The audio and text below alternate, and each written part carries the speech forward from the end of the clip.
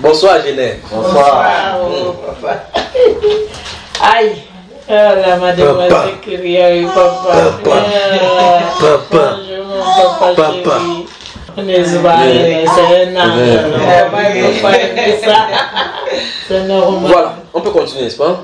On peut continuer. On est là pour ça. Deuxième question, ça c'est une question qu'on a posée. Première question. Deuxième question, posez toutes vos questions. Après, je vais vous donner ce qui est sur mon cœur maintenant. Tu m'as dit ce qu'il faut faire, mon fils. Je l'appelle père, j'appelle toujours mon fils, mon papa.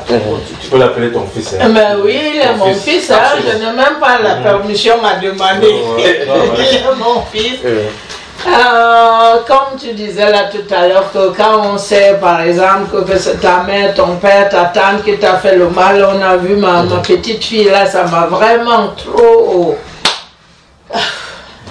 Travailler quoi. Qu'est-ce qu'il faut faire? Qu'est-ce qu'il faut faire? Au fond du moi, je ne sais pas. Je ne savais pas parce que depuis déjà quelques années, j'ai commencé aussi un peu à avoir le cœur dur, à prier vraiment, à demander à Dieu de faire du mal à ces gens. C'est que je ne devrais pas faire. Absolument. Mais quand par exemple, comme tu dis, on va chez un pasteur ou qui que ce soit qui nous dit, mais oui, mais c'est ta famille, c'est elle qui fait ça. C'est pour ça que le pasteur, il a la sagesse même pour amener le message. Il y a la sagesse pour amener le message. Exactement. Il y a le reflet du miroir là qui travaille. Il y a la façon d'amener le message. C'est pour ça que le message qu'on dit en parabole. Oui. D'accord? Oui. Le message de Dieu ne vise pas à diviser par exemple les gens. Parce que c'est pour ça qu'il nous dit d'aimer son ennemi. Exactement. Malheureusement, les pasteurs ont pris ces choses pour diviser les familles. Le problème qu'elle a, mon fils, c'est que moi je suis même pas ça. Je suis pas quelqu'un qui aime haïr. Ça c'est quelque chose que j'aime pas. J'ai le mensonge et la haine, je n'aime pas ces choses. Le problème qui est là, c'est qu'en même temps je me sens mal. Oui. Les années passent, je me sens mal. Je cherche même à me soigner d'une manière ou d'une autre. Je n'avance pas, à cause de mon cœur qui est dur peut-être. C'est pas que j'en veux tellement à ces personnes. Dans mon cœur, je lui ai demandé, c'est vrai dans un premier temps, de les pardonner, de me pardonner, de les pardonner. Mais mon mal continue. Oui, non, ce n'est que la personne dit que ça n'est pas encore guéri. Donc on va aller doucement. Initialement, il y a une situation qui se pose. On te donne l'information que voici la cause. À partir de là, le choc est là. Oui. Le choc est là et tu entreprends donc de résoudre le problème par la vengeance spirituelle. Tu entreprends là, plus tard tu te rends compte que tu ne devrais pas faire. Mais le mal est déjà fait parce que tu as engagé comme ça là. En priant contre ces personnes, tu as dirigé les cohortes démoniaques contre ces personnes. Tu as dressé les cohortes démoniaques. Mais tout cela, même c'est dans les groupes de prière qu'on nous apprend à les combattre. Envoyer le feu, la flèche contre l'ennemi. Voilà, donc alors qu'est-ce qu'il faut? Alors je ne vais plus y aller dans ce groupe de prière. C'est pas dans mon église, je suis dans le groupe. Donc tu pars dans une église et puis tu pars là-bas prier un peu quelque part. Non, c'est qu'on fait ça pour qu'on reste un peu en force, voilà, ou ne pas s'endormir. Parce que ici, nos églises ici, j'ai quand même un pasteur qui est un peu comme toi, c'est un Américain pour la parole. Alors là, il est très fort. On est dans l'Apocalypse ces jours, c'est vraiment... Dieu lui a donné le don de prêcher. Donc en même temps, tu pars dans ce petit groupe-là pour te maintenir en force. Exactement, pour ne pas m'endormir et pour combattre le mal qui est en moi. Et là, justement, tu pars, tu te rends compte que tu pars maintenant, tu pars plutôt t'associer avec les démons. Parce que là, tu pars maintenant entrer dans le camp pour envoyer les démons chez les gens. Donc c'était mieux de t'endormir, pas vrai? Ah non, c'est mieux que je me... Depuis déjà 3 mois, j'y vais même pas. Mon cœur ne me donne plus. Voilà. Il m'envoie des messages. Il y a tel veillé là-bas pour toute la nuit. Parce qu'on fait 2 fois les veillées toute la nuit à prier. Donc parce que la nuit a tué les gens. Ah oui, après... Oui, parce que si vous passez la nuit, la maman qui a fait tes choses a envoyé le feu. C'est un problème là. On dit contre nos ennemis, envoyer le feu, non, on ne cite même pas tellement. Prenons encore une certaine façon de réformer. Supposons que cette nuit vous passez pour envoyer le feu sur les gens, vous passez plutôt pour demander, implorer la miséricorde de Dieu, non seulement sur votre cœur, sur vos vies, mais qui pardonne vos ennemis. Vous voyez comment vous pouvez faire grandir le royaume de Dieu. C'est ça qu'il faut faire. Ça c'est vrai. Ça c'est vrai. Donc, alors ça veut dire que désormais maintenant, passe ton temps parce que là tu peux pas aller changer ce groupe là, ils ont une vision.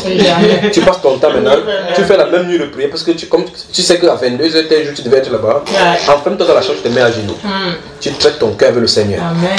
Dieu n'a pas dit que le miroir Quand vous êtes sorti, vous êtes devant le miroir. Vous regardez comment vous êtes dressé. Dans le livre de Jacques au chapitre 1, la Bible déclare que la parole aussi est comme le miroir. Quand vous regardez dans ce miroir, vous plongez le regard. La Bible déclare que vous êtes transformé par la même image. Donc ça veut dire que qu'est-ce qu'il faut faire? Il faut aller dans le miroir, laisser que le miroir nous transforme. Ça ne se fait pas en un jour. Vous prenez la Bible, plus vous lisez la Bible, plus la lumière sort de la Bible et ça transforme votre caractère. Vous en sortez moulé au point où quand vous sortez, vos langages seront désormais bibliques. Vous allez commencer à parler selon la Bible. Et puis à chaque fois, quand vous allez vouloir répondre à quelqu'un de bon, vous répondez aux gens avec le verset biblique. Non, c'est pas ça. Son téléphone est en train de faire des réflexions avec le soleil. Ça fait honnête. Voilà. Je vais te dire une chose, mon fils, non, tu vas pas me voler mon cerveau là maintenant. Laisse-moi parler, bon sang. Je veux pas le vide de mémoire que ça me vole ce que la pensée qui me vient. C'est que je voulais te dire maintenant à cause que je réponds à ma fille, c'est parti. Aïe, aïe, aïe, ouais, peut-être ça va venir, bon sang. Bon, de toute façon, ça veut dire que maintenant, il faut chercher de tuer les gens. Donc tu imagines, tout à l'heure, on a dit que nos mains sont pleines de sang. Tu vas dire, non, j'ai jamais tué quelqu'un. Pourtant, tu as envoyé des choses sur les gens. Oui, c'est ça. Il n'y a pas un seul. On demande de les écraser, de les tuer. Non, il n'y a pas un verset.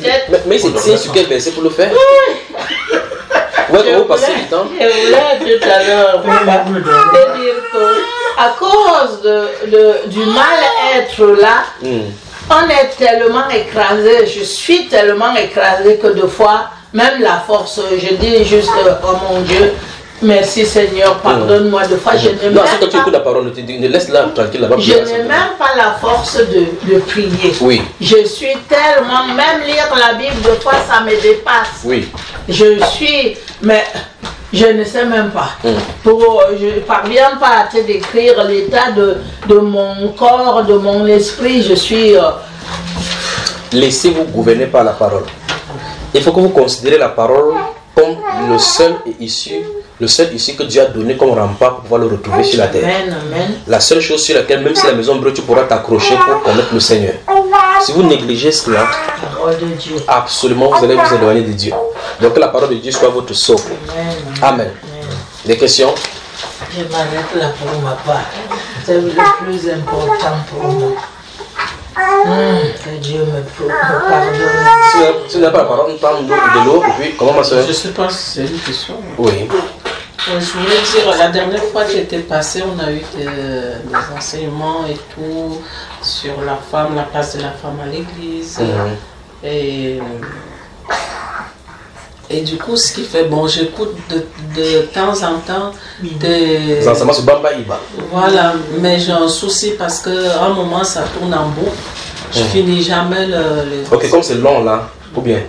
Je sais pas pourquoi. Moi, j'ai dit c'est le diable qui veut pas que j'écoute parce que j'écoute 5-10 minutes. Je t'en avais parlé 5-10 minutes. Après, ça commence comme si ça cherchait le réseau. Je sais pas.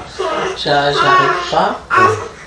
Et ce qui fait que dans mon église, je suis pas bien. Je sais plus. Bon, j'avais dit que je voulais plus faire de vagabondage d'église.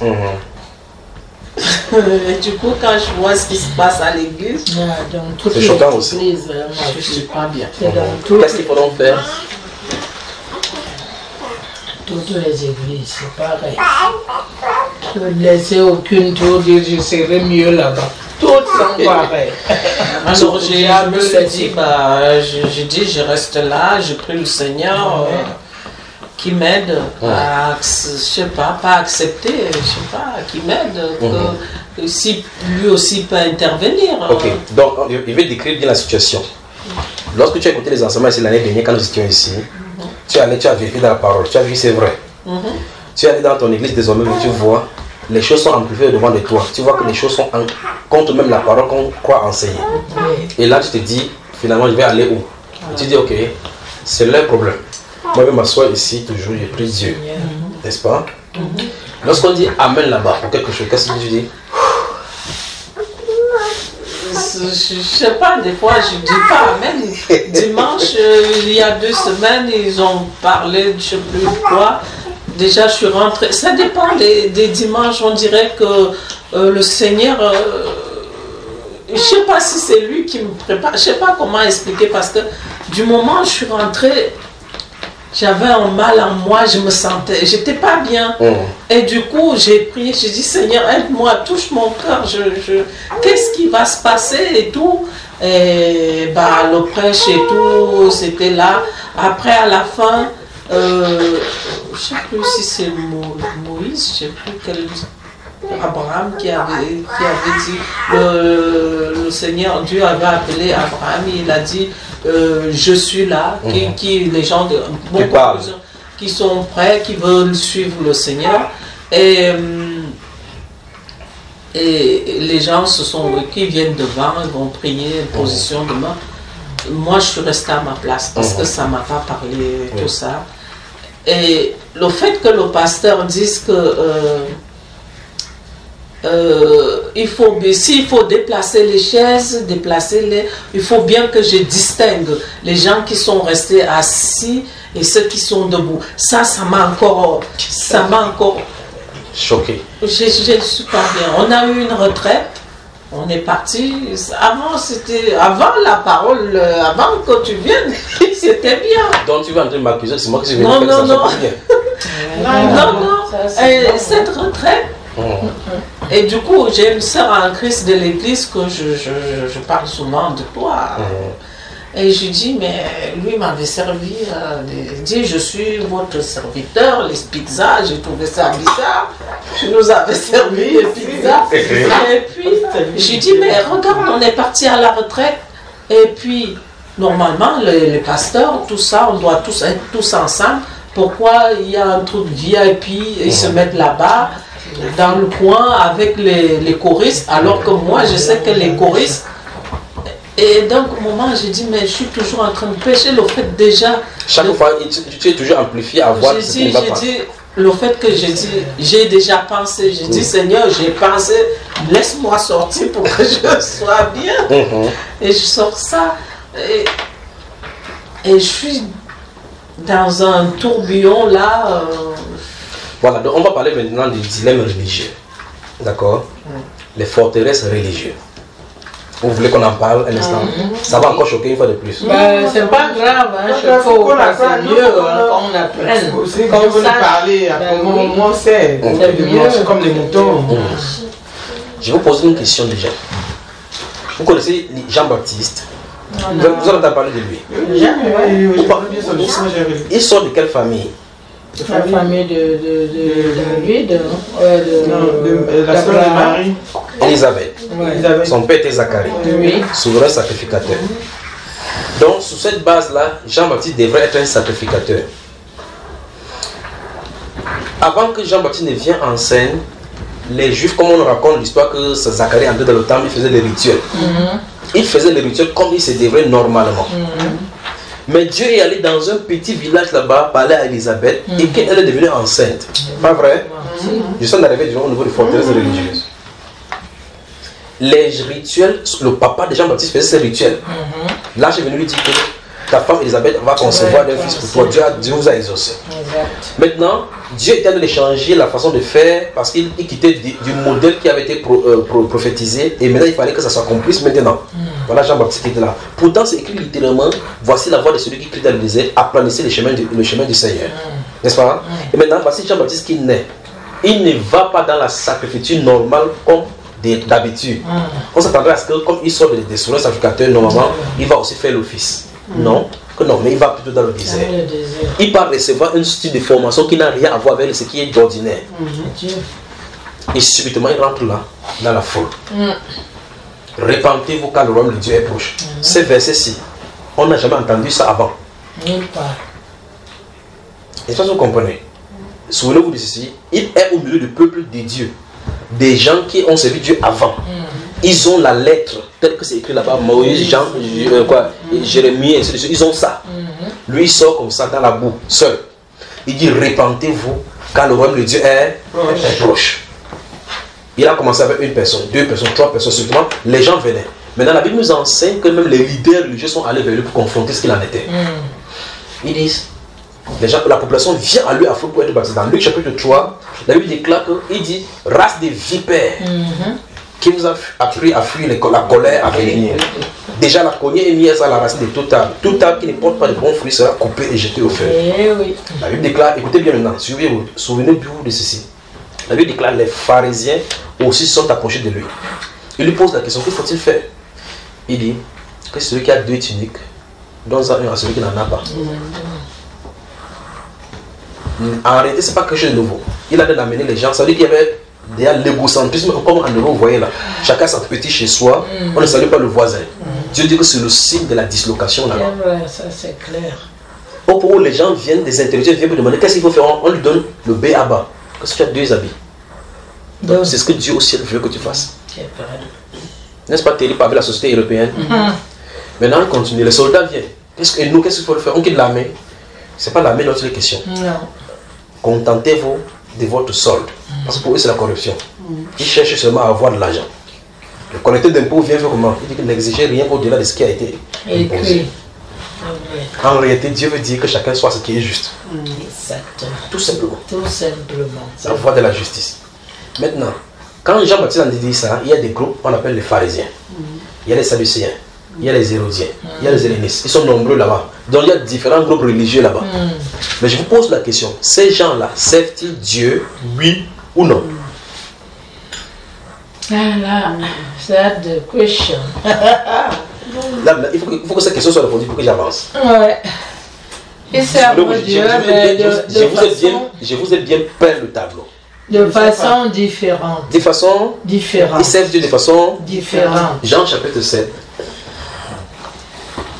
Jean, c'est la Bible qu'on va lire, non? Bien sûr. Bonsoir Genève. Amen. Jean 7. Hey. Aïe, aïe, aïe. Eh oui. Les forteresses religieuses. Les forteresses de la religion. Que faire des forteresses de la religion? Nous avons pas ça. 7.1 ou 7 combien? Non, il y a tant que vous ouvrez, vous avez donné le verset. Vous ouvrez le chapitre 7. Maman lit le verset 19. 19, ok. Moïse ne vous a-t-il pas donné la loi et nul de vous n'observe la loi? Vous entendez ce qu'il dit?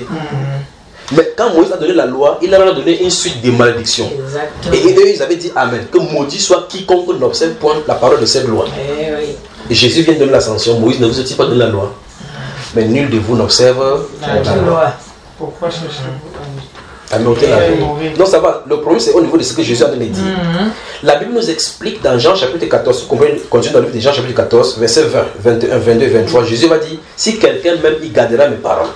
Celui qui ne m'aime pas ne garde pas mes paroles. Donc, pour savoir si tu aimes Dieu, oui ou non, il faut d'abord, on voit si tu gardes ses paroles.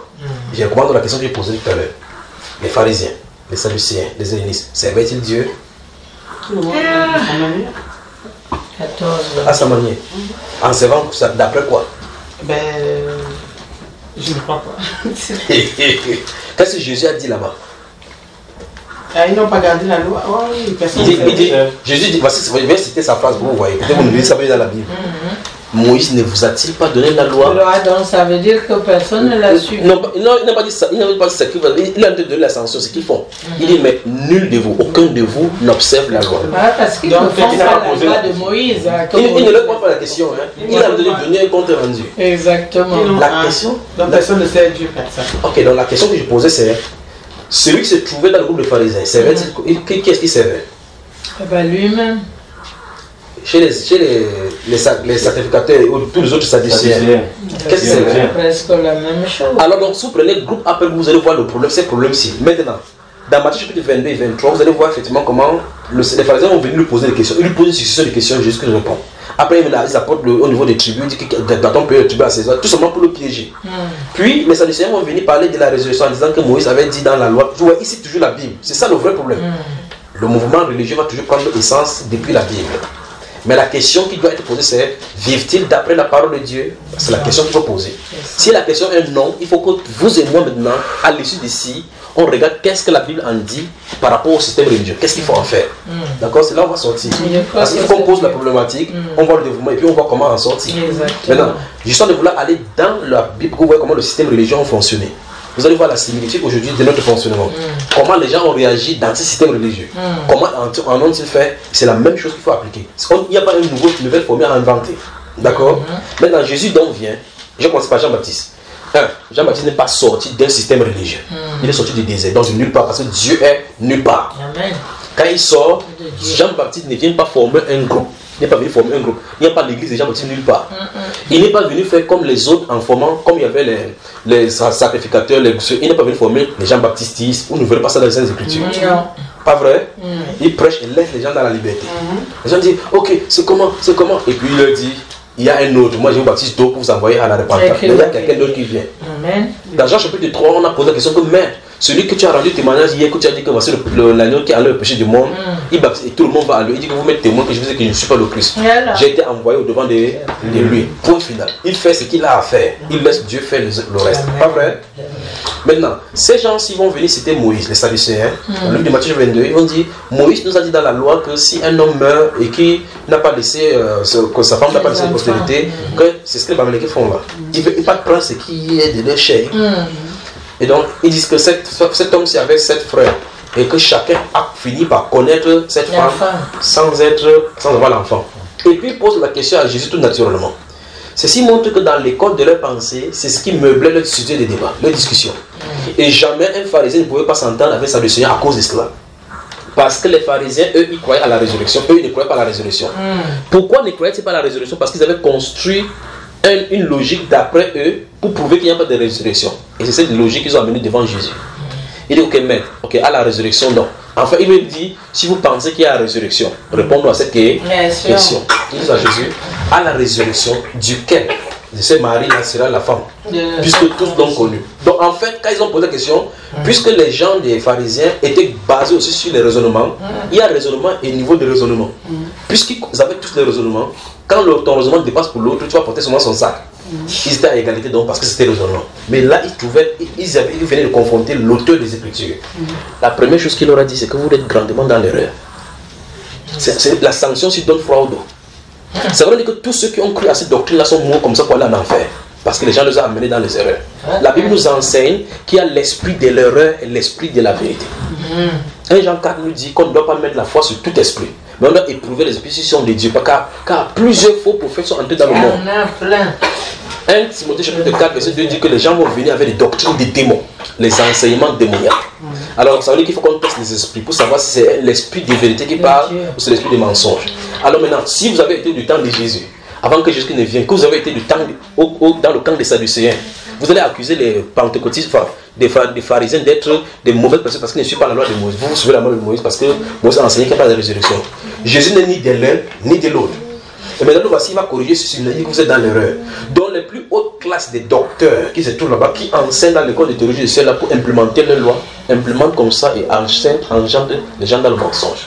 Okay. Imaginez un peu seulement tout le peuple qui est mort dans cette ignorance avant que Jésus ne vienne. Imaginez déjà le système religieux, les forteresses. Et donc voilà, les groupes qui sont formés comme ça. Nous, ici, dans notre école de théologie, nous croyons que c'est ça qu'on enseigne. Quand le pasteur sort, il pense à la même chose. Là, il sort, il pense à la même chose. Mais il dit, Moïse a dit ça. Et il se base de ça pour parler de la résurrection. Et Moïse a parlé de la résurrection. Jésus donc va le corriger en disant, n'avez pas lu quand au buisson ardent de ce que Dieu a dit, je suis le Dieu d'Abraham, d'Isaac et de Jacob. Il dit qu'il parle comme ça de la résurrection. Voilà ce que Jésus a dit. Donc ça veut dire qu'ils avaient lu la résurrection dans la Bible, on comprend que c'est la résurrection. Voilà comment ils ont compris les gens dans l'erreur. Notre malcompréhension aux façons de manipuler la parole. C'est terrible, pas vrai? Terrible. Là, c'est fort. Attendez, c'est pas encore fort, attends, j'arrive. Donc il dit bien, le problème n'est pas cela. Imaginez seulement le groupe de toutes personnes qui étaient derrière ceux-là et qui avaient cru et qui peuvent soutenir nos buts puisque nous sommes dans le vrai. Imaginez seulement. Vous voyez, voici le problème. Ça montre clairement que si votre croyance n'est pas fondée sur la parole de Dieu, vous êtes dans la perdition. Ça veut dire que si vous croyez et que votre croyance n'est pas basée sur les Saintes Écritures, vous êtes dans la perdition. C'est ça. C'est ça. Vous voyez, on se retrouve, n'est-ce pas? Bon, maintenant, je pose la question. Je vous pose la question. Jésus-Christ a-t-il prêché les gens des pharisiens en disant que non, quand vous servez, parce qu'il y avait les gens de loi là-bas. En fait, ils ne lisaient pas un autre livre autre que la Torah. Parce qu'ils faisaient, en Israël, il n'y a pas deux. C'était ça qu'ils lisaient. Mais Jésus les appelle race de vipères. Ça devrait nous faire froid au dos. S'il y avait des gens qui étaient formés, enfin, on a vu un Nicodème qui est venu nous poser la question la nuit. Nicodème, Jésus lui dit, tu es le docteur d'Israël. Il n'a pas dit, tu es un docteur d'Israël. Donc c'est le formateur des formateurs. Le B.A. pour entrer dans le royaume des cieux, il ne connaît pas. Il a dit que toi, si toi le docteur d'Israël, si tu ne connais pas, c'est que c'est grave en Israël.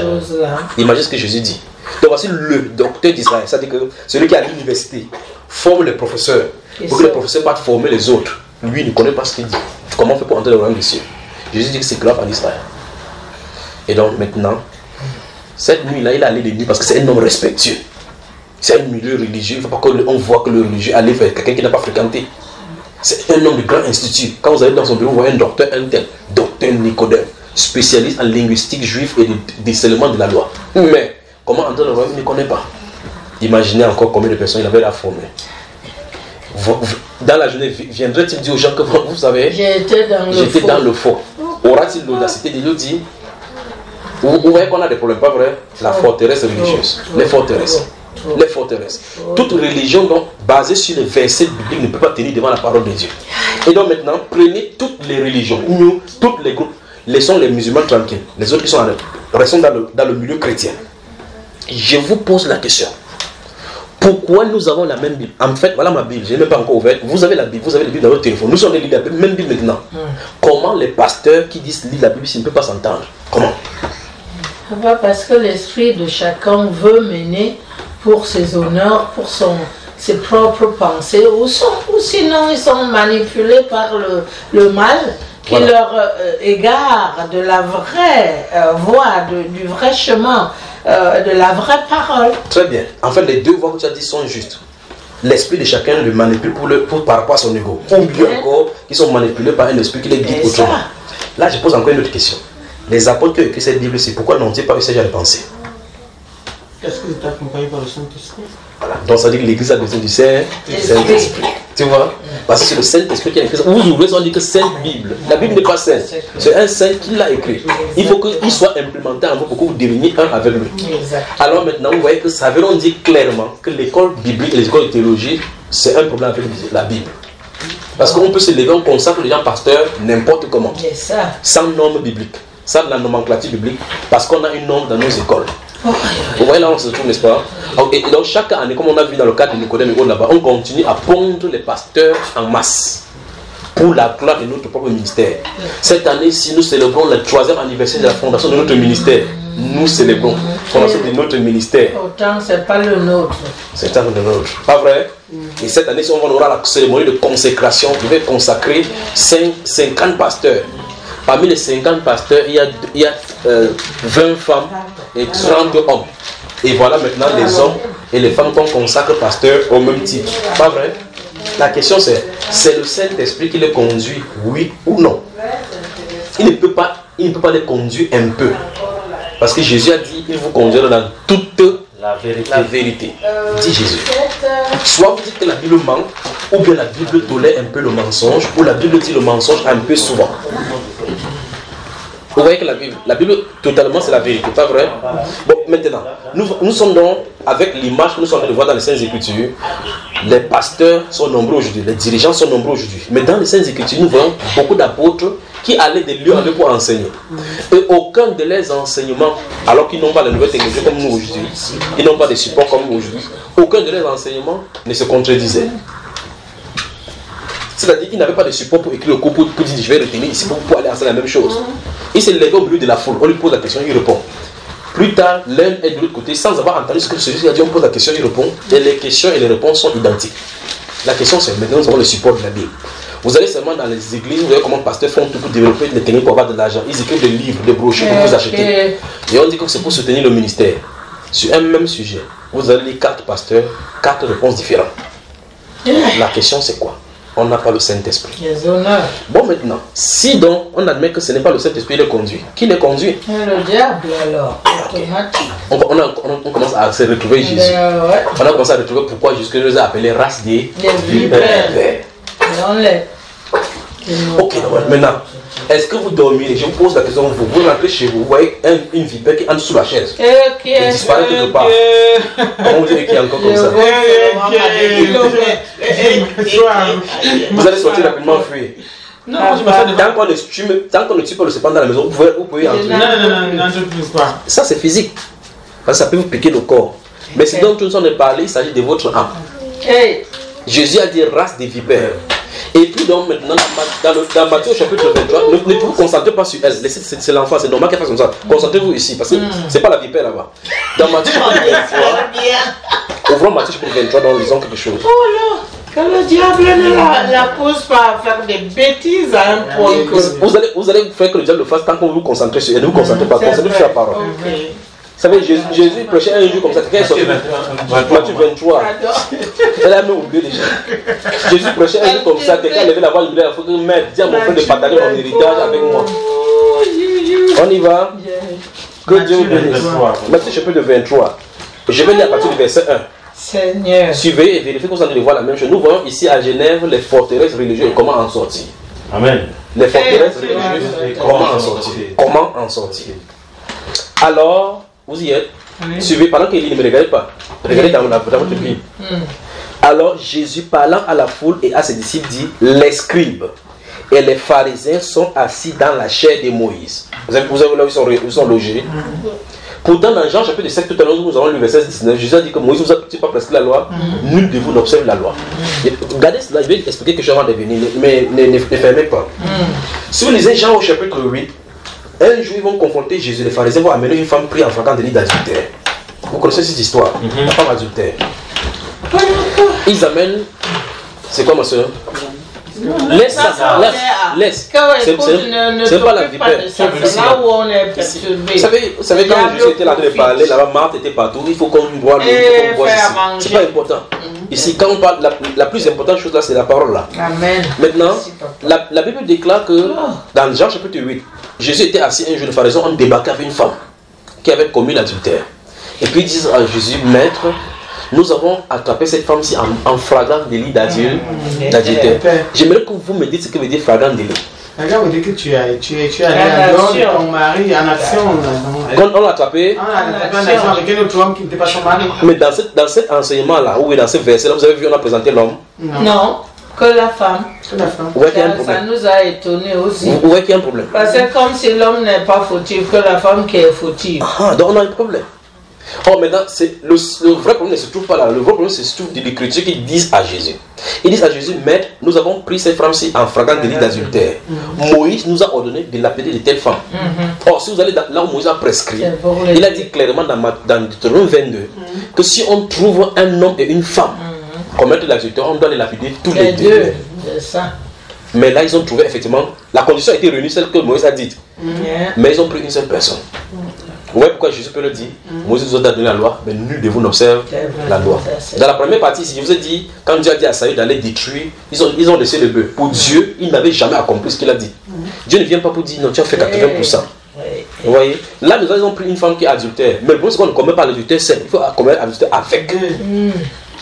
Et Moïse avait bien dit, les deux, tous deux doivent être lapidés, afin que le mal soit ôté du milieu d'Israël. Là, parce que maintenant, Jésus, dans Matthieu 23, dit qu'ils sont assis dans la chair de Moïse. Puis il dit, faites donc observer, verset 3, faites donc observer tout ce qu'ils vous disent, mais n'agissez pas selon leurs œuvres. Car ils disent et ne le font pas. C'est le verset préféré des prêtres, faites ce qu'il dit, et ne faites pas ce qu'il fait. On continue. Oui. Il lit, verset 4, il lit des fardeaux pesants et les met sur les épaules des hommes. Mais ils ne veulent pas les remuer du doigt. Vous avez vu un prêtre porter les croix pour aller pour les chemins de croix? Qui les porte? Ce sont les enfants de... On continue. Verset 5. Ils font toutes leurs actions, souvenez-vous de qui dont on a parlé ici, les scribes et les pharisiens. Et ce n'est pas n'importe quelle catégorie. Les scribes, ce sont ceux-mêmes qui prenaient le plume comme ça pour écrire les écritures.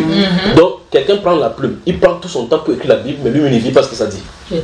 La majorité des Bibles que nous lisons ici, c'est fait ici à Genève. Nous sommes en Afrique, on dit que Société biblique de Genève.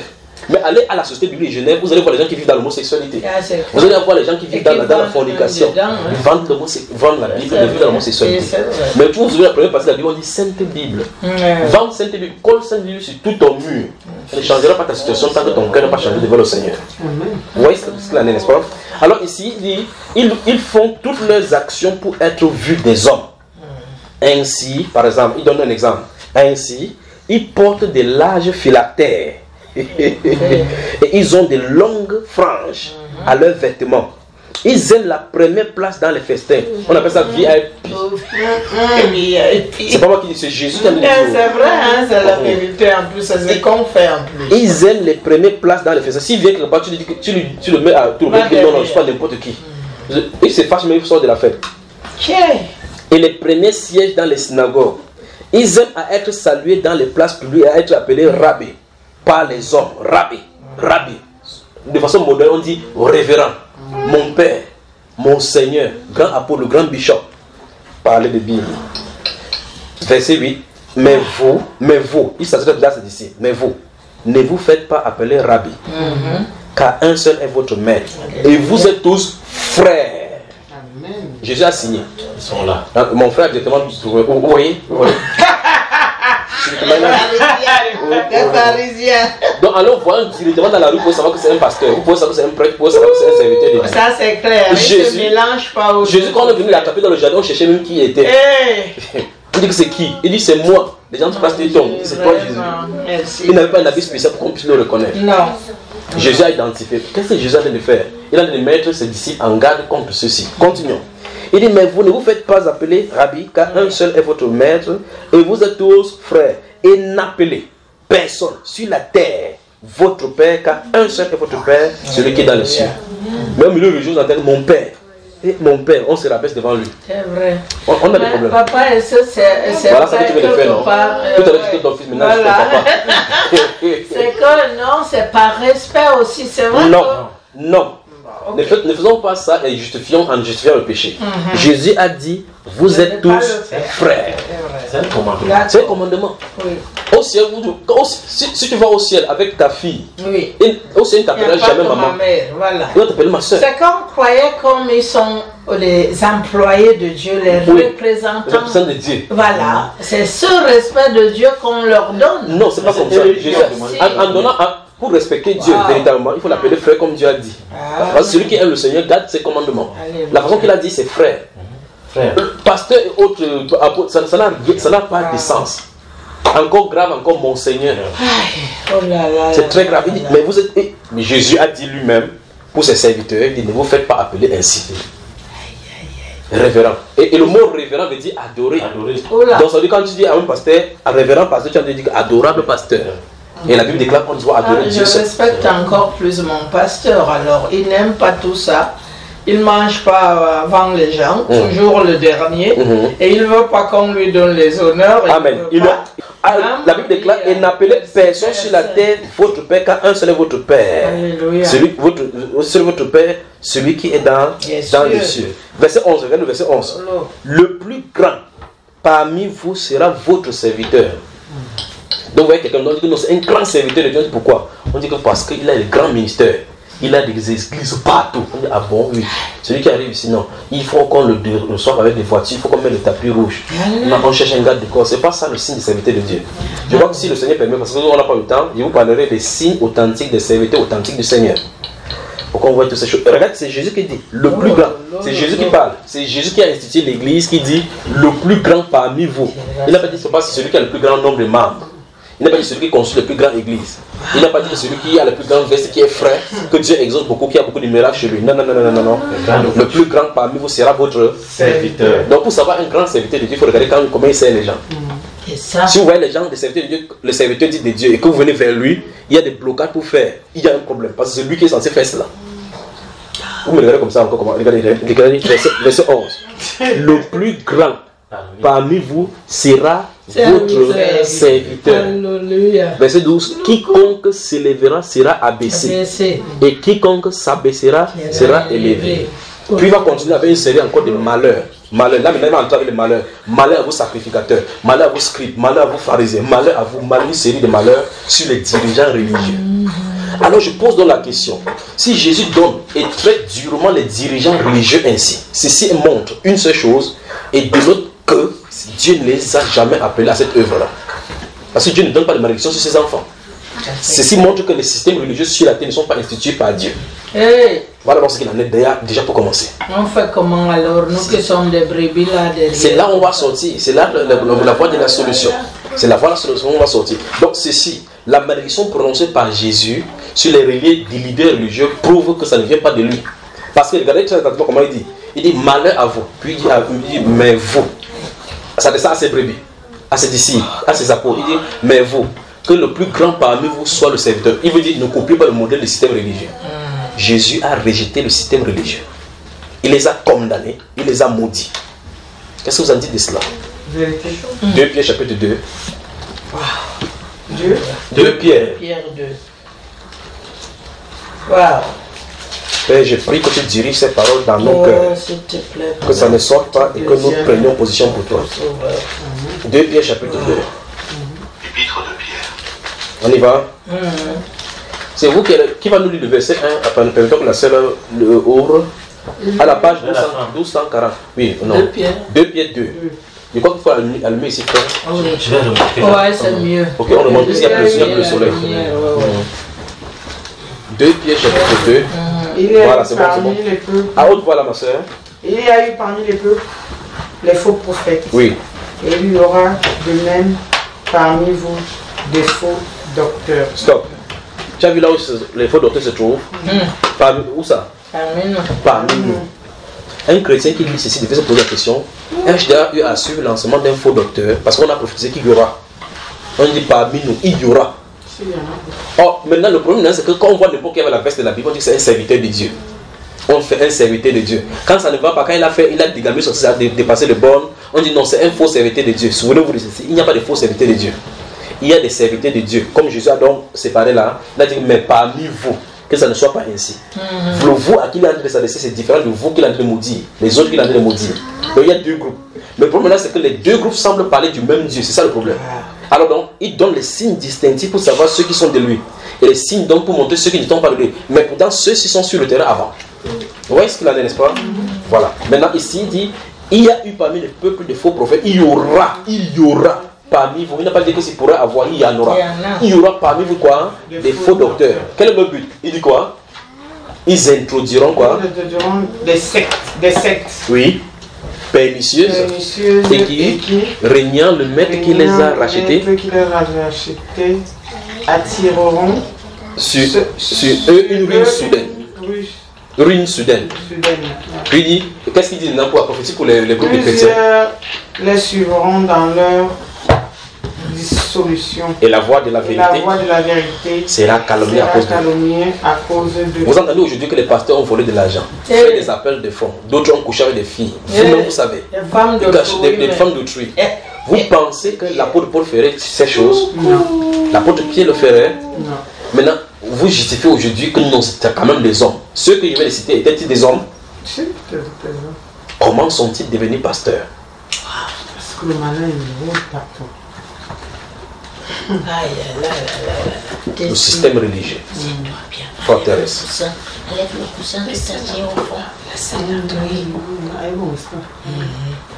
Continuons. Wow. Attends, je lis, hein, parce qu'elle ne voit pas très bien. Oui. Par cupidité. Stop. Allons-y doucement. Par cupidité. Dont les prédications vont tourner autour de la richesse. Par cupidité, ils trafiqueront de vous au moyen de paroles trompeuses. Donc, il va prendre n'importe quel verset biblique. Tordre pour tourner ça au niveau du matériel de l'argent. Donc, le Seigneur a fait de telles enseignes que vous ne ratez pas ces personnes. Alors, verset 14, 15 et 16. Verset 14, 15 et 16. Allons-y. Ils ont les yeux pleins d'adultère. Vous avez vu, n'est-ce pas? Et insatiables de péché. Vous avez entendu? Continue, frère. Ils amorcent les âmes mal affermées. Donc quand vous trouvez comme ça que vous ne connaissez pas la verset biblique, ils vont vous traiter. Ils ont le cœur exercé à la cupidité. Donc ça veut dire qu'à l'école de formation, on leur a donné des techniques pour s'enrichir. Il dit qu'ils ont le cœur exercé. Quand on parle de quelqu'un qui fait l'exercice, ça suppose qu'il s'est entraîné. Il peut te donner chaque fois les versets bibliques qui concernent la richesse. Ils ont le cœur exercé. On dit que ce sont des enfants de malédiction. Stop. Donc on vient de voir tout à l'heure que Jésus avait donné la malédiction sur les pharisiens. L'Esprit nous dit clairement que dans le dernier jour, la malédiction est reposée sur ces mêmes prédicateurs. Ce sont les enfants de malédiction. Après avoir quitté le droit chemin, ils ont suivi le chemin de balance, ainsi de suite. Alors donc, on se trouve au milieu chrétien des enfants de malédiction. Et par contre, quand ils sont des enfants de malédiction, ils ne sont pas là pour vous bénir, mais pour vous conduire dans la malédiction. Le système religieux est la forteresse. Qu'est-ce qu'il faut donc faire? ayant observé qu'on ne marche pas d'après la parole de Dieu, on ne suit pas la parole de Dieu, on ne marche pas d'après les Saintes Écritures, qu'est-ce qu'il faut donc faire? Avant de répondre à la question, lisons un autre passage, 1 Corinthiens chapitre 1.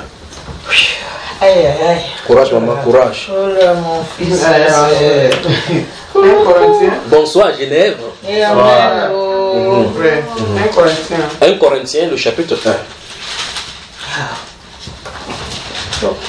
Il n'y a rien de plus terrible que les faux pasteurs au milieu chrétien aujourd'hui. Il n'y a rien de plus terrible.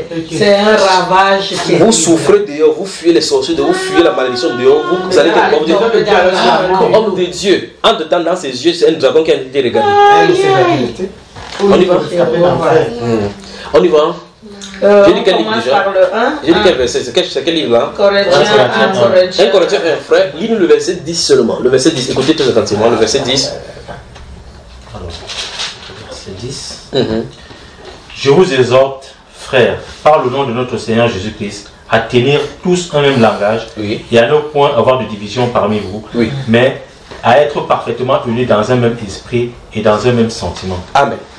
Bon, maintenant, si vous lisez le verset 1, 2 et 3, la Bible déclare que ces passages-ci, c'est indiqué et c'est envoyé à tous ceux qui invoquent en quelque lieu que ce soit le nom de notre Seigneur Jésus-Christ, leur Seigneur et le nôtre. Donc ça veut dire que la Bible dit clairement à n'importe qui, à n'importe quel endroit, qui invoque le nom du Seigneur Jésus-Christ, qu'ils doivent avoir les mêmes pensées. Amen. Je pose la question. S'il est des full gospel, plein évangile, et toi des abattis du 7e jour, et toi des temples des églises réveillées, et celle-ci de l'église harmonique, plus harmonique que l'harmonie, et celle-ci de l'église des pères, témoins de Jéhovah, vous pensez que si on s'assoit dans une réunion, on va tenir le même langage, vous avez donc la constitution là des systèmes religieux. Voilà donc le système religieux. Parce que les dénominations, dénommées, symbolisent diviser. Et la Bible dit, il ne doit pas avoir de dénomination, vous devez être unis. Mais quel est le problème? Le problème, c'est que chacune des personnes que je viens de citer, chacun a en dehors de la Bible ses propres interprétations appelées règlements intérieurs, les normes qui constituent leur vision. Mais ces normes seront basées sur des versets bibliques. D'autres vont dire Jésus est le même hier, aujourd'hui, éternellement. Tu dis vrai, tu dis oui. Jésus est le même hier, aujourd'hui, éternellement. Oui. Alors là, à l'intérieur, il ne croit pas au miracle quand même. Pourtant, le Jésus qui est en même temps hier, aujourd'hui, il a toujours guéri. Donc, il l'a guéri, il guérira toujours. Vous comprenez, n'est-ce pas? D'autres groupes encore, tu vas lui dire, il faut te baptiser de l'eau. Il dit non. Le baptême d'eau, c'est avec Jean-Baptiste. Maintenant, on a l'esprit, on vit dans l'esprit, on n'a plus besoin du baptême d'eau. Toujours avec la même Bible. Vous ne pourrez jamais vous entendre. La dénomination divise. Il faut quoi? L'unité de la foi accordée par le Saint-Esprit. Vous voyez? Alors maintenant, la personne qui suit Christ ne peut pas s'unir, écoutez bien ça, la personne qui suit Christ ne peut pas s'unir à des systèmes religieux. Parce que les systèmes religieux sont le frein et les obstacles pour trouver Dieu. Alors, parce que dans les systèmes religieux se trouvent des concordances humaines, des conceptions humaines mises en place pour être vécues. Le système religieux, donc, ce sont les moyens que les hommes ont mis en place croyant trouver Dieu. Dans tous les âges, ça a été comme ça. Vous demandez à un musulman que c'est quoi le système religieux, que votre religion c'est quoi, il dit que non, en faisant les 5 ablutions par jour, on espère qu'Allah va nous trouver. Jésus lui dit, Jésus lui, il dit, je suis la vérité. Quiconque vit et croit en moi a la vie éternelle. Voilà ce que Jésus dit. Donc Jésus, la vie en Christ n'est pas un système religieux. C'est basé sur l'obéissance à la voix de Dieu. Mais les hommes n'aiment pas cela parce que Dieu, lui, il est trop rigoureux. On préfère aller chez le pasteur. Pasteur, qu'est-ce qu'il veut faire? Pasteur dit que non. Tu pries 3 fois par semaine, tu remplis tes conditions ici, la carte des membres, tu donnes tes dîmes, sois fidèle, Dieu sera d'accord avec toi. L'homme aime ça. Voilà ce que l'homme aime. L'homme n'aime pas confronter Dieu parce qu'il croit que Dieu est trop courroucé. Pourtant, la Bible déclare que par Jésus, que nous avons les uns les autres accès auprès du Père. Vous voyez? Approchons-nous du trône de grâce. Les cœurs purifiés de toute mauvaise pensée pour être secourus par lui. Le système religieux. Tu as des problèmes depuis parce que tu n'as pas jour pour t'aider. Si on a fait le recensement, on t'en convoque dans le bureau du pasteur, on fait le recensement, on dit depuis presque 2 ans, tu n'as pas payé la dîme. Dieu est fâché contre toi. Et subitement, quand tu regardes, il n'aura rien dit. Par cupidité, ils trafiqueront de vous au moins des paroles trompeuses. Excusez-moi, mais j'ai une de mes soeurs qui est à Fribourg qui m'a envoyé une vidéo. Oui. Je vais te l'envoyer pour peut-être lui faire écouter après. Où la voix, je pense, des Européens. Je ne sais pas d'où ils viennent. Oui. parle de manipuler les Africains par la religion. Ils ont ok, ça sort des Léopold. Ils attribuent ça à Léopold. Le Belge. Le Belge, oui. Non, j'ai parlé de ça dans une émission radio. J'ai aussi suivi ça. Mais là, c'est vraiment autre chose. Oui. Je vais vous faire écouter ça après. Oui. Mais quand tu parles là, oui. Je me retrouve à ce que j'ai lu tout à l'heure. Ça fait une semaine qu'elle m'a envoyé cette vidéo. C'est aujourd'hui que je l'ai lu. Oui. Ça m'a tellement fait que où ils disent qu'ils vont nous tuer par tout moyen possible. Ils polluent l'air, ils polluent l'eau, ils polluent la nourriture, ils polluent nos esprits. Quand on dort, ils sont là pour nous polluer. Mais est-ce qu'ils sont plus puissants que Dieu? C'est ce que je leur ai dit. Est-ce qu'ils pensent être éternels? Un jour ils mourront, ils rendront compte. La preuve, ils cherchent encore les mains d'œuvre au Canada parce qu'ils sont vieillissants. Continuons ici avec les laissons-les tranquilles, d'accord? Ce qui est mieux. Non, regardons le problème à l'intérieur. Ça, c'est l'extérieur. Le danger, c'est à l'intérieur. Parce que tu dis que tu crois, tu dis frère. La personne que tu appelles frère, c'est le serpent. C'est le jour que tu sors la carte comme ça que tu comprends que tu n'es pas un frère. Ou mieux encore, le jour où tu viens nous dire la vérité. Tu dis frère, regarde ce que la Bible dit. Il dit toi-même tu exagères. Il commence à rejeter la Bible. Désormais, il commence à appeler rebelle. Que tu as dévié. Pourtant, c'est les Saintes Écritures. On avance. Qu'est-ce que la Bible dit donc? Nous allons voir quelque chose. D'abord 1, 2 et 3. Romains chapitre... Prenez le livre de Romains. Que notre Seigneur vous bénisse. Alléluia, merci, amen. Toi aussi, mon Romains chapitre 16. Oh lolo. Chapitre 16. Chapitre 16. Donc maintenant, si vous allez noter de façon chronologique, notez maintenant les voies de sortie que prévoient les Écritures. Ça, c'est les voies de sortie maintenant que prévoient les Écritures. Comment faire? Romains quoi? Romains chapitre 16. Après, je vais filmer pour prendre. Romains chapitre 16. 16 combien? Oui, ça c'est le voie de sortie. Romains chapitre 16. Nous allons lire Romains chapitre 16, 1 Corinthiens 15. Vous y êtes? Notez déjà avant qu'on lit, parce que quand ça vient là, je dis seulement. 1 Corinthiens 15. Et nous allons lire aussi 2 Corinthiens chapitre 6. Puis Apocalypse 18. 1 Corinthiens 15. Je vous donne seulement les chapitres d'abord, je ne vous ai pas les versets pour le moment. On peut même lire le tout. Le tout, voilà. Maintenant, on y va. Apocalypse. Apocalypse 18. Donc vous voyez, si vous lisez les Saintes Écritures de la bonne façon, vous allez voir, voici comment ça se passe. Il y a deux plans. Dans le livre de Matthieu chapitre 15, verset 11 et suivant, le Seigneur a dit aux disciples, il dit, toute plante que n'a pas planté mon Père Céleste sera déracinée et jetée au feu. Amen. Et vous savez très bien qu'il n'est pas en train de parler des arbres. Non. Il parle de qui? De nous. Des êtres humains. Il dit, toute plante que n'a pas planté mon Père. Donc ça veut dire qu'en milieu des hommes se trouvent des gens que Dieu n'a pas plantés. Il dit que tous ces gens-là, il va les déraciner. Maintenant, ces deux systèmes, Jésus a dit laissez-les croître ensemble jusqu'à la moisson. Donc au milieu de nous se trouve donc, que ce soit sur le plan général, sur les êtres humains, maintenant plus grave encore dans l'église, il dit qu'il s'élèvera du milieu de vous. Vous voyez, c'est-à-dire que les deux vont croître ensemble jusqu'à la moisson. Maintenant, qu'est-ce que Dieu va faire? Dieu a dit qu'à la moisson, au moment de la moisson, on va connaître le fruit, parce que chaque arbre va produire selon son fruit. Maintenant, quand est-ce que les arbres vont produire selon le fruit? Lorsque vous commencez à avoir la connaissance des Saintes Écritures, vous pouvez savoir si on vous ment ou pas. C'est vrai. Mais si vous ne lisez pas les Saintes Écritures, on va dire n'importe quoi vous croyez. N'importe quoi vous croyez.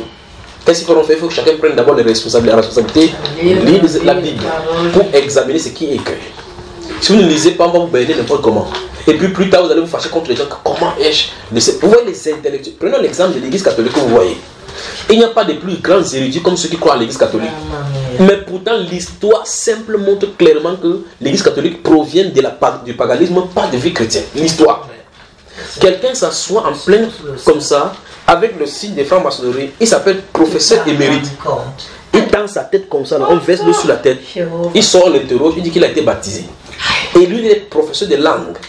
Et dans la langue et linguistique, baptisé veut dire immergé. On dit professeur, vous avez été, il dit j'ai été baptisé. Un professeur de langue. Il est franc-maçon. Il est franc-maçon. Donc, le B.A.B.A. de la langue qu'il enseigne, on dit qu'on verse l'eau sur sa tête en aspergeant. Lui, il dit qu'il a été baptisé. C'est pour montrer que la religion, c'est le plus grand aveuglement que la terre puisse avoir. Est-ce qu'il y aura une personne qui sera sauvée sur cette terre, papa? Bonne question, moi. C'est pour ça que Jésus a dit que si les Juifs n'étaient abrégés, personne ne serait sauvé. Waouh! Amen. On peut continuer. Vous savez, quand il prêchait, un de ces jours, Jésus parlait à Jérusalem. Quand il a prêché, un homme s'est dit, il meurt. Quand il a entendu ce que Jésus prêchait, c'était plus dur que ce que je suis en train de prêcher là. Il a dit que n'y a-t-il qu'un petit nombre qui soit sauvé? Parce que quand il entend Jésus parler, il comprend qu'avec ce que Jésus dit, les diagnostics qu'il fait là, c'est que chacun dans le paquet il faut. Jésus s'est tourné vers lui, il a regardé. Il a dit, efforcez-vous d'entrer. Car lorsque le Fils de l'homme se sera levé, fermera la porte, beaucoup chercheront à entrer, n'y entreront pas. C'est pour ça que dans Matthieu chapitre 7, il a dit qu'il y a deux styles de voie, la voie large qui mène à la perdition, et il a dit beaucoup entrent par là. Donc quand tu lis la Bible, tu dois te poser la question, suis-je la petite voie ou bien la grande? Ou mieux encore, quelles sont les caractéristiques de la petite voie et les caractéristiques de la grande voie? Tu vas te rendre compte qu'en réalité, non seulement tu étais sur la grande voie, mais tu t'es avancé loin dans la grande voie au point où tu t'es éloigné. Pour faire marche arrière. Il faut maintenant faire marche arrière. C'est marche arrière, il va falloir que tu acceptes que ton ego soit brisé. J'aimerais que vous me donniez le temps que je parle des marques des authentiques d'ici au Seigneur. On parle de cela. Donc après, ici, on va parler donc des marques d'authentiques disciples. D'accord? Si ça ne dérange pas. Si vous ne voulez pas, il rentre au Cameroun avec ça dans mon cœur. Une fois pour toutes. Qu'on ait plus de lumière avant que tu n'allumes. Ou bien je rentre avec ça au Cameroun, que l'autre en profite. Non, je rentre pas avec papa, enseigne-nous. Et vraiment, j'ai prie le Seigneur que ça reste en nous, qu'on le reste. Parce qu'on est endormi dans ce pays. C'est parce qu'on nous endort. Je crois que la prochaine fois, il faut que je vienne, on trouve une salle ici, quelque part où vous invitez les gens, et les gens là, on en parle. Parce que franchement, c'est grave. Ah, tu parles même là, j'aimerais bien les prochaines fois t'inviter dans mon église. Non, on va me chasser. Avec on va me chasser. à mon pasteur, il est un peu comme toi. Il a été maltraité à cause de parce qu'il parle de la parole. Tu arrives, tu me le salues. La parole. Tu arrives, tu me le salues, d'accord? Oui, je lui dirai. Je lui dirai. Mais c'est dur, hein? C'est dur. Parce qu'il s'est rabaissé à cause de parce qu'il se met par terre, les gens le piétinent sur la tête. Non, plus on le piétine, plus sa gouvernance en haut là-bas est grande. Alléluia, gloire à Dieu. Amen. Merci pour mon frère. Solution des sorties, maintenant, c'est là où nous nous trouvons. Je vous ai donné Romains chapitre 16, 1 Corinthiens 15, 2 Corinthiens chapitre 6, chapitre 6 et Apocalypse 2 Corinthiens 6. C'est ça, non? Même si on bavard 4, il ne peut pas oublier là où je suis en train de me diriger. Voilà. Dès qu'on va finir avec la solution, je vais faire le résumé. Je vais vous poser la question que vous m'avez posée dès le départ. D'accord? Je vais vous poser la question. Notez aussi Amos chapitre 4, verset 5 et chapitre 5, verset 4. Amos chapitre 5, verset 4 et chapitre 4, verset 5. Que Dieu vous bénisse. Amen. Merci, Père. Voilà, merci. Notez aussi Actes des Apôtres chapitre 15, verset 1 à 5. Voilà. Wonderful. Ça ne fait que venir. Notez Tite chapitre 3. Papa, nous, on va faire ce que tu nous dis de faire. Hein. Moi, je peux rester là jusqu'à demain. Tite chapitre 3. Elle est là pour écouter la parole de Dieu qui nous donne verset vraiment 10. l'intelligence de... Voilà. Maintenant, on va commencer. Vous êtes prêts à... Nous sommes sur la solution de sortie. Avant d'ouvrir la Bible, j'ai pris que votre cœur soit gardé, pur et droit. Et que ce soit un cœur qui aime la parole. Parce que là, maintenant, on va toucher quelque chose qui va blesser. C'est la solution pour la sortie. Que faire dans la forteresse religieuse? Quelle est la réaction? D'accord? Quand on va lire cela, je vais vous dire ce que les pasteurs disent pour maintenir les gens dans la captivité. Donc, dès que les personnes veulent sortir, en fait, vous-même, vous pensez que si vous sortez, vous allez à la perdition. Vous pensez que si vous sortez, vous serez perdu. Les pasteurs même disent que si vous sortez, vous ne serez plus couvert, vous ne serez plus protégé. Parce que c'est à l'intérieur de lui que vous avez la couverture spirituelle. Lisons ce que la Bible dit. Chapitre 16 de Romains, versets 18 et 19. Notez Philippiens chapitre 3. Notez aussi. Ça, c'est la solution de sortie. Philippiens chapitre 3, versets 17 à 20. Philippiens chapitre 3, versets 17 à 20. Merci Père. On y va maintenant. Voilà. Versets 17 et 18. On y va. Lisons alors maintenant. C'est quel? Nous sommes dans le de Romains. Romains 16. Romains chapitre 16. Vous voyez qu'ici à Genève, vous avez des grandes questions, non? Oui. Je crois qu'il va falloir que la prochaine fois qu'on va venir en Europe, on passe d'abord par la Genève, on passe du temps ici pour vous. Là, les gens sont tous petits. En vérité. Mais il y a ces enfants là-bas. Vous savez, à Corinthe, c'était la zone de la plus grande prostitution. L'apôtre Paul voulait fuir là-bas. Le Seigneur dit qu'il reste dans cette ville-ci. J'ai un peuple nombreux là-bas. Wow. Alors, verset 17, qui va lire donc à haute voix? Je vous exhorte, frères, à prendre garde à ce qui cause des divisions et des scandales au préjudice de l'enseignement que vous avez reçu. Dernière phrase. Éloignez-vous de... Soulignez ça. Alléluia. Romains quoi? Romains 16, 17. 16, 17. Ok. L'épître de Paul aux Mon grand frère dit ceci. Il dit, je vous exhorte, vous encourage, c'est ce qu'il a dit, à prendre garde à ceux. En fait, prendre garde, il veut dire en langage simple, méfiez-vous. Attention. Attention par rapport à ce style de personnes qui créent division parmi vous et qui viennent déranger le style de l'enseignement que vous avez reçu. Puis il donne la recommandation, c'est la recommandation, il dit quoi? Éloignez-vous. Éloigner, ça veut dire quoi déjà? Que tu te rapproches bien pour l'embrasser. C'est ça? Oh. Et quelqu'un? Ok. Verset 18. 18. Car de tels hommes ne servent point Christ, notre Seigneur, mais leur propre ventre. Vous avez entendu? Oui. Et par des paroles douces et flatteuses. Ils séduisent les cœurs des simples. Vous avez entendu ça? Eh. Vous avez entendu? C'est vrai, on dit que leur divinité n'est pas en haut, mais à l'intérieur. C'est ce qu'il a continué à dire le Saint-Esprit dans la Bible en disant que par curiosité, ils trafiqueront de vous au moyen de paroles trompeuses. C'est pour cela que si vous avez une grande service, c'est pour ça que dans ces systèmes religieux, on vous donne de donner votre carte, vous allez donner la liste de tout ce que vous faites. Le travail que vous faites, il faut qu'on comptabilise parce qu'il faut qu'on regarde qu'est-ce que vous touchez comme salaire. On peut savoir clairement maintenant comment on fait pour vous approvisionner. Qu'est-ce qu'on peut faire pour vous approvisionner? On vous met dans les postes de clés. Vous êtes diaconesse ici. Vous êtes ancien ici. On va mettre à le poste de responsabilité, sachant que vous serez là. Puis on fait des réunions internes, on dit, vous qui êtes les membres dirigeants, vous devez encourager les gens à donner. Et par conséquent, vous les membres, ou les grands membres ici, vous devez donner plus que les autres. Vous ne savez pas que c'est le plan que les pasteurs ont appris dans les écoles théologiques pour pouvoir dépouiller.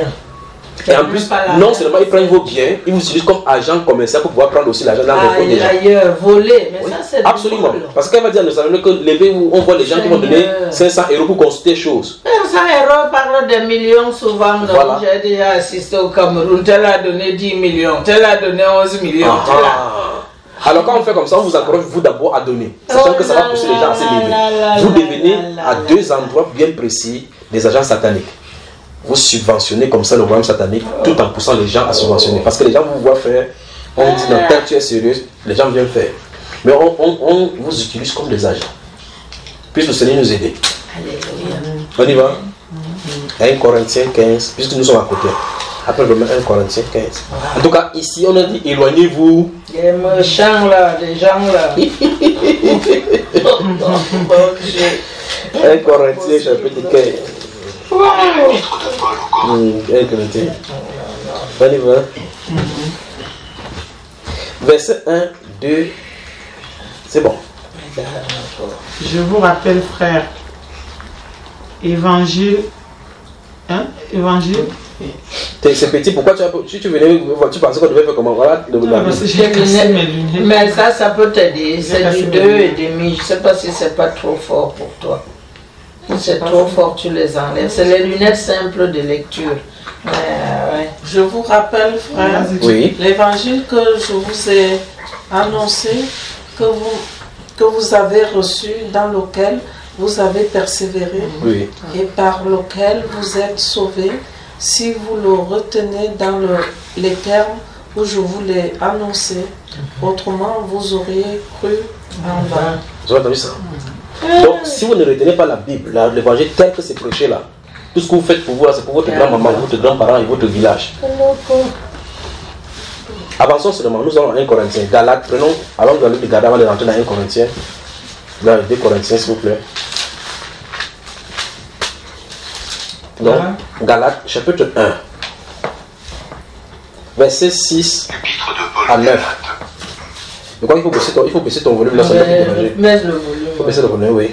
Galates combien? Galates chapitre 1, verset 6 à 9. Là, ma fille, où je lis. Lis, maintenant tu lis Je un peu, on va te m'étonne dire. que vous vous détourniez Oui. si promptement de celui qui vous a appelé par la grâce de Christ pour passer à un autre évangile. Oui. Voilà. Non pas qu'il y ait autre évangile, mais il y a des gens qui vous troublent Oui. et qui veulent renverser l'évangile de Christ. C'est terrible ça. Mais quand nous-mêmes, Oui. quand un ange du ciel annoncerait un autre évangile que celui que nous vous avons prêché, qu'il soit anathème. C'est quoi anathème? Malédiction au point. Malédiction. Ouais. Donc, vous voyez effectivement qu'une fois de plus, on retrouve la même malédiction que Jésus a donnée sur les damnés. Donc, c'est normal que les gens qui viennent au milieu chrétien, parce qu'il a dit que se révèlent parmi vous des faux docteurs. Ils enseignent. La malédiction est dite pour eux parce qu'on ne doit pas pervertir l'évangile de Christ.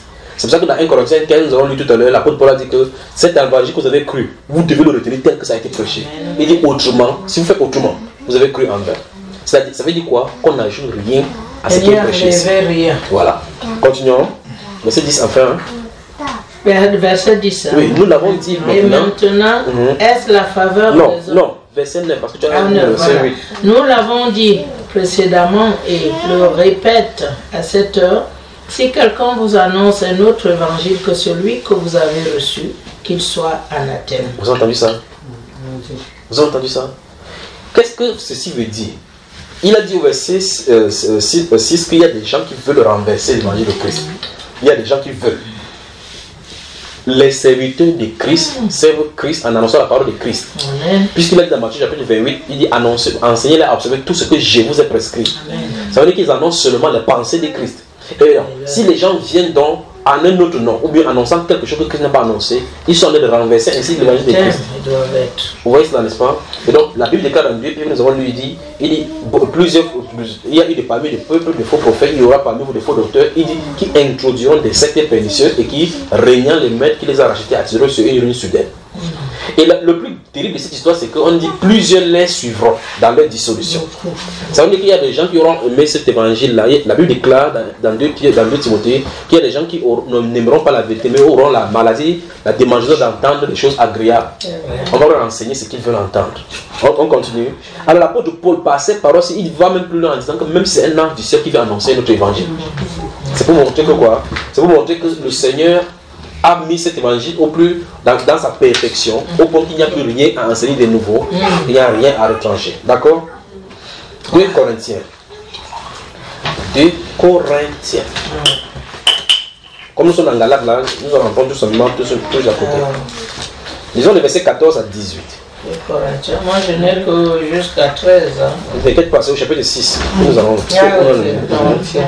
2 Corinthiens 6. Oui. Ok. Je vous ai donné ça aujourd'hui là comme solution. Oui. Voilà. Allons-y, maman, à haute voix. Ce sera terrible encore une fois de plus. Puisque nous travaillons avec Dieu, nous vous exhortons à ne pas recevoir la grâce de Dieu en vain. Non, tu es dans 1 Corinthiens. 2 Corinthiens, chapitre 6, verset 14. Ah d'accord. Ouais. Non, là où tu es verset 1. Moi j'étais à 1. Ne vous mettez pas avec les infidèles sous un joug étranger. Vous avez entendu? Ne vous mettez pas avec des étrangers, avec des infidèles. Maintenant, restons tranquilles pour voir de quoi il est question. Il faut baisser le volume, ma chère, baisse le volume. Un infidèle, c'est quoi? Que veut dire infidèle? Quand dit-on que quelqu'un est infidèle? Ben, c'est quelqu'un qui est infidèle à Dieu, qui ne suit pas la volonté de Dieu. Ok, mais dans la Bible déclare que vous devez faire comme avec cette personne. Ben, le fuir. Voilà. Ne vous mettez point quoi? Avec lui. Avec elle. Avec un infidèle sous un jour étranger. Ça veut dire que si vous mettez avec lui, il va vous transférer dans un autre jour. Continuons. Car quel rapport y a-t-il entre la justice et l'iniquité? Oui. Ou qu'y a-t-il de commun entre la lumière et les ténèbres? Oui, comme on ne peut pas trouver les communs. Voilà, continue. Quel accord y a-t-il entre Christ et Bélial? Oui. Ou quelle part a le fidèle avec l'infidèle? Oui. Quel rapport y a-t-il entre le temple de Dieu et les idoles? Oui. Car nous sommes le temple du Dieu vivant, comme Dieu l'a dit. Oui. J'habiterai et je marcherai au milieu d'eux, et serai leur Dieu, et ils seront mon peuple. Et il conclut maintenant, c'est pourquoi? C'est pourquoi sortez du milieu d'eux et séparez-vous, dit le Seigneur. Ne touchez pas à ce qui est impur, et je vous accueillerai. Fin de citation. Oh là là là. Bon, maintenant, on revient maintenant à la case départ. La pensée que notre soeur a projetée, c'est qu'elle ne voulait plus faire la prostitution religieuse, ou comme vous dites, selon le thème qu'elle a utilisé. Maintenant, Dieu lui enseigne quelque chose d'autre. Tu peux t'asseoir dans un endroit croyant que c'est pour Dieu et que les gens qui sont là-bas sont dans les ténèbres. La Bible déclare quel est le pas que tu dois voir. La Bible déclare maintenant dans le psaume 119, verset 105, ta parole est une lampe à mes pieds et une lumière sur mon sentier. Et le verset 9 dit, comment le jeune homme rendra-t-il plus ce sentier? Il dit, en se dirigeant d'après ta parole. Donc si quelqu'un n'est pas connu d'après la parole de Dieu, qu'est-ce que tu vas faire d'après ce qu'on a lu dans la Bible?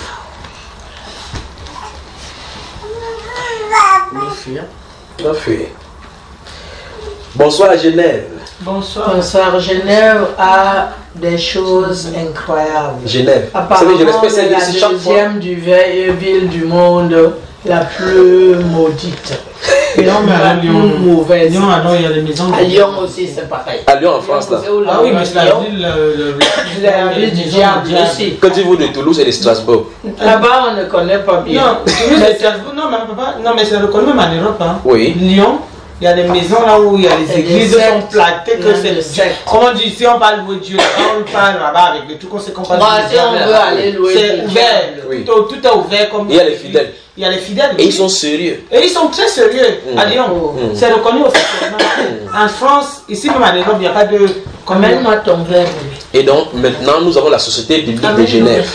Tout à l'heure nous avons visité le mur des réformateurs. Voilà. Et à côté du mur des réformateurs se trouvent des gens qui étaient couchés carrément là-bas en se pavanant dans la sexualité. Dans d'autres sont de fumer. Au point on a mis des statues là-bas pour montrer. Là-bas où le diable habite. Donc la diable habite en touche en haut. Les réformateurs en bas. La vieille ville. La vieille ville de Genève. Vous voyez qu'en réalité, donc, c'est pourquoi Dieu cherche dans le cœur, pas vrai?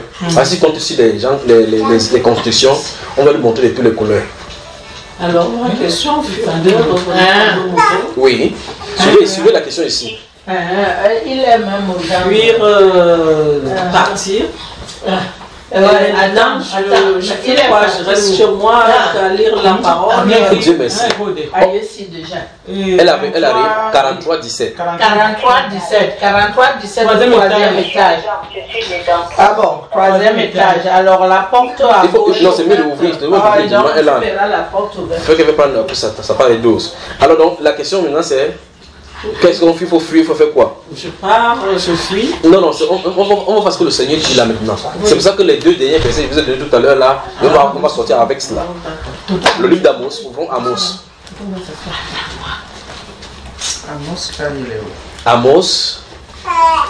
Amos. Chapitre 4. Amos chapitre 4, c'est pas facile, tu ne trouvez pas vrai? Ouais, j'ai jamais lu Amos. C'est pour ça que tu n'as pas trouvé la solution. Si tu ne lis pas Amos, comment tu vas trouver la solution?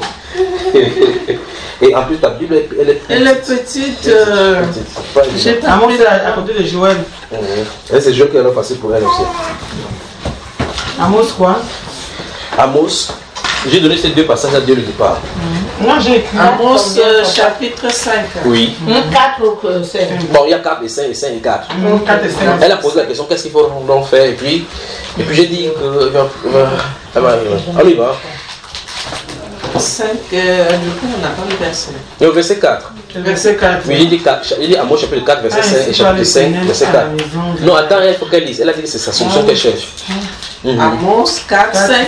Oui, 4, chapitre 5, verset 4. Et puis chapitre 4, verset 5. Bon, je vais aller doucement. Amos, chapitre 5. Voilà. Maintenant, verset 4. Ok. Oui. On y va. Oui, qu'est-ce que ça dit? Car ainsi parle l'Éternel à la maison d'Israël. Oui. Cherchez-moi et vous vivez. Oui. Oui. Ne cherchez pas Bethel. N'allez pas à Gilgal. Oui. Ne passez pas à Beersheba. Car Gilgal sera captif. Oui. Et Bethel deviendra une ruine. Voilà, on va relire ça autrement. Tu m'as posé la question. Tu vas mettre ton prénom là-bas. Et tu mets les différents noms religieux que tu connais là-bas. En relisant le même verset, allons-y. Car ainsi parle l'Éternel. Ainsi parle l'Éternel à la maison d'Israël. Non, c'est la maison d'Israël. À toi maintenant. Allons-y. Mets ton prénom. Ainsi parle l'Éternel. Ainsi parle l'Éternel à Ernestine. Oui. Ernestine, cherche-moi Tu viens. et tu vivras. Oui. Ne cherche pas Allons-y. le nom de l'église. Non, c'est moi, c'est moi qui sais, moi de donner le nom. Tous C'est les les noms. services que tu as fréquentés. L'église, la restauration. Oui. N'allez pas. Ne va pas à. Donne notre nom. Sénat. Oui, continue. Ne passez pas à. Ne passe pas. Ne passe pas, c'est moi maintenant qui Oui. parle. Ne passe pas Parle de toi. à. C'est Je sais sûr. pas, c'est fini. Ok, donc tu as seulement 2 églises. C'est bon. Donc si ça finit, tu fais la Bible. Alors donc Dieu est méticuleux là-dedans parce qu'en réalité les gens cherchent des systèmes religieux. Parce que dans les systèmes religieux ne sont pas religieux vis-à-vis des... Ils peuvent comprendre les pensées humaines et les fabrications des hommes. Puisque les systèmes religieux sont une fabrication des hommes guidés par les esprits méchants. Mais Dieu veut une relation. Une fois de plus, dans cette phrase-là, Dieu cherche une relation de cœur à cœur avec lui. Personnel. Oui, parce que l'homme, quand prêchez, le premier réflexe d'un être humain, c'est que votre église, c'est quoi? Parce qu'il a cherché l'église. Toujours un lieu pour aller adorer. Mais les serviteurs, c'est aux serviteurs de dire que ce n'est pas là ça dans les questions. Non. Il est question d'une relation avec le Seigneur. D'accord? Vous dites, ok, je pose la question. Dans Actes chapitre 16, quand Lydie, n'est-ce pas si vous avez lu Actes chapitre 16, Lydie, l'apôtre Paul prêchait. La Bible déclare qu'il y avait une femme marchand de pauvres, Lydie, de la ville de Thyatire, et le Seigneur lui ouvrit le cœur afin qu'elle puisse être attentive à la parole de l'apôtre Paul. Elle eut cru, lorsqu'elle eut cru, elle n'a pas demandé que Paul, votre église c'est où? Parce qu'en réalité, les Paul et Pierre n'ont pas d'église. Au sens de notre pensée du XXe siècle. Non, que non. Il n'y a pas ça dans les Saintes Écritures. Vous ne verrez pas l'église telle qu'avec notre pensée dénominationnelle. On n'a pas ça. On n'a pas ça dans la Bible. Ça ne se trouve nulle part. Nulle part, il n'y a pas une seule trace. On est frappé par les Saintes Écritures comment les apôtres prêchaient en une seule prédication. Les gens étaient sauvés 3 000, 5 000, 8 000, 20 000 personnes sauvées. Mais personne n'a jamais eu du temps, ou mieux encore même l'idée d'acheter un terrain pour construire. Au contraire, les Saintes Écritures nous enseignent que ceux qui possédaient des champs et des maisons les vendaient pour pouvoir donner les distributions à ceux qui en avaient besoin. Aujourd'hui, les prédicateurs sortent, disent qu'il faut qu'ils achètent un terrain de peut-être 10 000 euros. Il leur faut 25 000 euros pour construire, pour investir, pour construire ce grand temple parce que notre Dieu est un grand. La Bible pose la question, Dieu est sur quel temple me ferez-vous sur la terre? Il n'est point servi par des mains d'hommes. Dieu veut le cœur. Dieu veut une relation avec lui. Et dans cette relation que Dieu allait chercher, il est tellement jaloux qu'il a précisé les Saintes Écritures qu'il est un Dieu jaloux. C'est pas comme un jaloux, il est jaloux. Donc la jalousie, le plus grand courrouceux, c'est Jésus. Donc ça veut dire que c'est quelqu'un qui n'aime pas partager. Encore même partager le cœur d'un être humain avec une autre personne. Vous comprenez cela? Ça veut dire que c'est pour ça qu'il dit qu'il faut s'en séparer. Beaucoup de personnes donc croient qu'en sortant des milieux religieux, ils seront isolés et ils seront marginalisés. Que non. C'est le lieu par excellence. Souvenez-vous de la personne dont nous avons commencé. Jean-Baptiste a été appelé depuis le désert. Quand il est venu, il avait les formules seulement du désert. Il dit qu'il est cogné, pas de cogné, parce que dans les hommes comme seulement le bois. Il n'a pas de style linguistique, de dénomination pour pouvoir prêcher. Quand vous venez vers lui, il parle des haches, il parle de cogné, il parle des arbres, il parle des honey, il parle des peaux de bêtes. Voilà ce qu'il pouvait utiliser. Parce que son langage était le langage divin. Maintenant, quand quelqu'un est dans cette moule-là où chacun, parce qu'on veut avoir 4 personnes au milieu de 500 personnes, chacun peut vivre dans le péché comme il peut. Il vient s'asseoir là-bas, il dit, il croit que c'est Dieu. Je vais seulement au milieu, il prie, je rentre.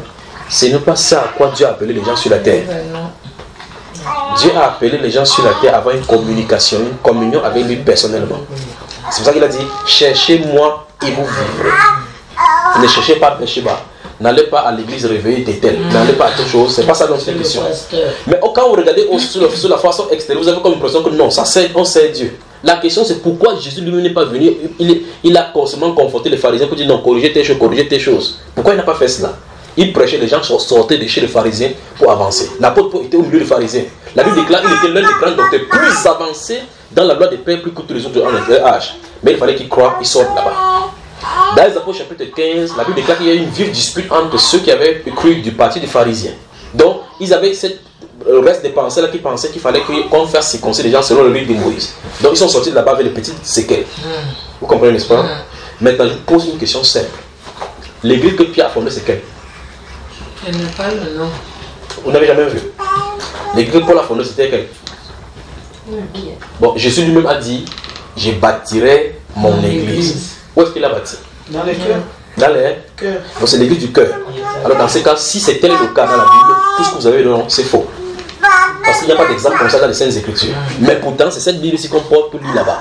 Tout comme les pharisiens prenaient la loi de Moïse pour lire, tout en n'est pas obéissant ce que la loi dit.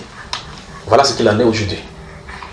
Et ce sont ces choses qui divisent les hommes, oui, maman. Je vais te poser la question parce qu'elle dit oui. Elle n'aime pas aller à l'église. Oui.